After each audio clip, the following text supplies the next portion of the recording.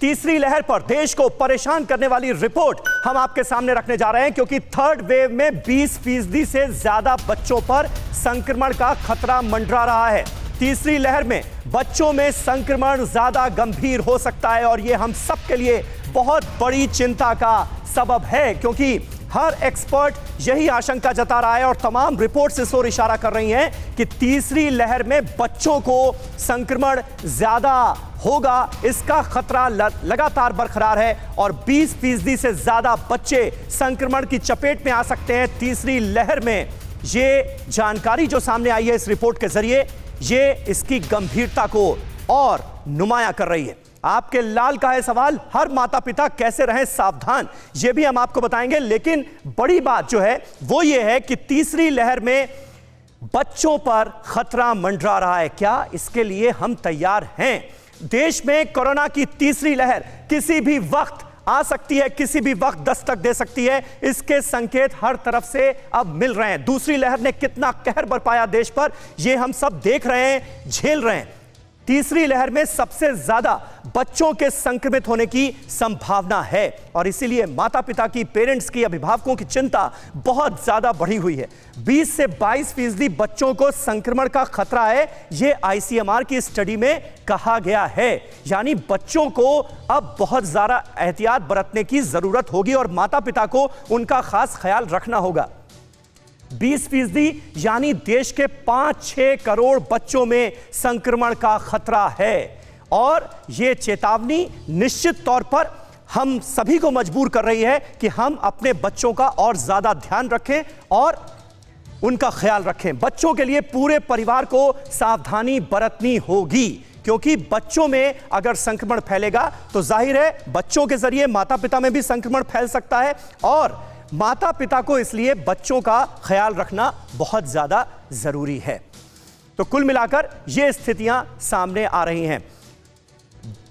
धीरज कौल हमारे साथ इस वक्त मौजूद हैं। डॉक्टर धीरज कौल, आपसे मैं जानना चाहूंगा, आप क्योंकि अमेरिका से इस वक्त हमारे साथ जुड़े हुए हैं, थर्ड वेव के बारे में लगातार तमाम सूचनाएं आ रही हैं, तमाम रिपोर्ट आ रही है। क्या आपकी जानकारी के मुताबिक कब तक हिंदुस्तान में दस्तक दे सकती है तीसरी लहर? नमस्कार, thank you for having me on the show. देखिए, जैसे हमने पहले डिस्कशन में बताया था, 10th मई से 17th मई के करीब एक तरीके का प्लेटू इफेक्ट शुरू हो सकता है। Although we have to be cautious. मैं सेकेंड वेव की अभी बात कर रहा हूँ, क्योंकि जैसे टेस्टिंग बढ़ेगी नंबर्स बढ़ेंगे, लेकिन अल्टीमेट नंबर इज मोर्टेलिटी। अगर हम डेथ को प्रॉपरली काउंट करें तो वो आपका अल्टीमेट नंबर होता है।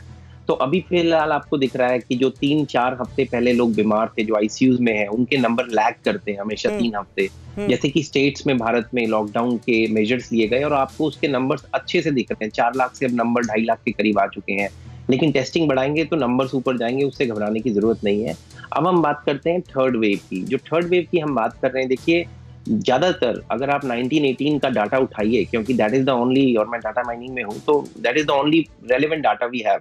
उसके अंदर जुलाई का पहला पीक अगर 100% मांगते हैं, नवंबर का दूसरा पीक 500% और उसके बाद मार्च का तीसरा पीक जो 250% था, अगर आप पहले को 100% मानते हैं। उस टाइम वैक्सीनेशन नहीं थी, टेस्टिंग नहीं थी, मोर्टेलिटी को हम काउंट करते थे और भारत में 2 करोड़ लोग मर गए थे सड़कों पे, आपको सब डाटा है।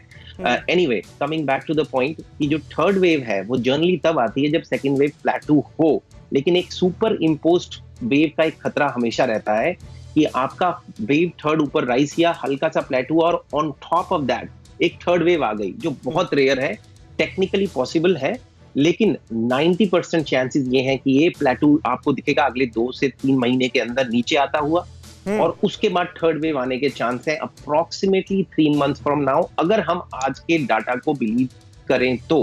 भारत में एक और इशू है, आपके हिसाब से आज से 3 महीने बाद थर्ड वेव आने की संभावना है हिंदुस्तान में, और ये जो 2 से 3 महीने, 2 से 3 महीने। और ये जो सिंगापुर स्ट्रेन का जिक्र हो रहा है कि सिंगापुर में एक नया स्ट्रेन है, हालांकि सिंगापुर के स्वास्थ्य मंत्री का बयान जो है वो भी अपने आप में थोड़ा सा कंफ्यूजन पैदा करने वाला है कि वाकई में ऐसा कोई नया स्ट्रेन है भी या नहीं है। इसका क्या रोल हो सकता है?